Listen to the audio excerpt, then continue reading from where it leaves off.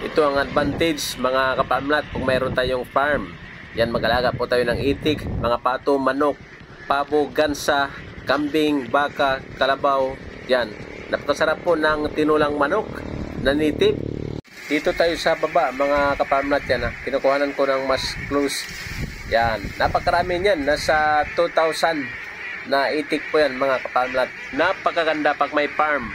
Ito yung nahuli yan. Pagkatapos po nila lumangoy doon kanina mga kaparmlat, ay aakyat po ulit sila para po kumala dito mga kaparmlat yan. Kinukuhanan ko ng video mga kaparmlat kasi po sa lugar nito ay marami tayong mga lot for sale dito.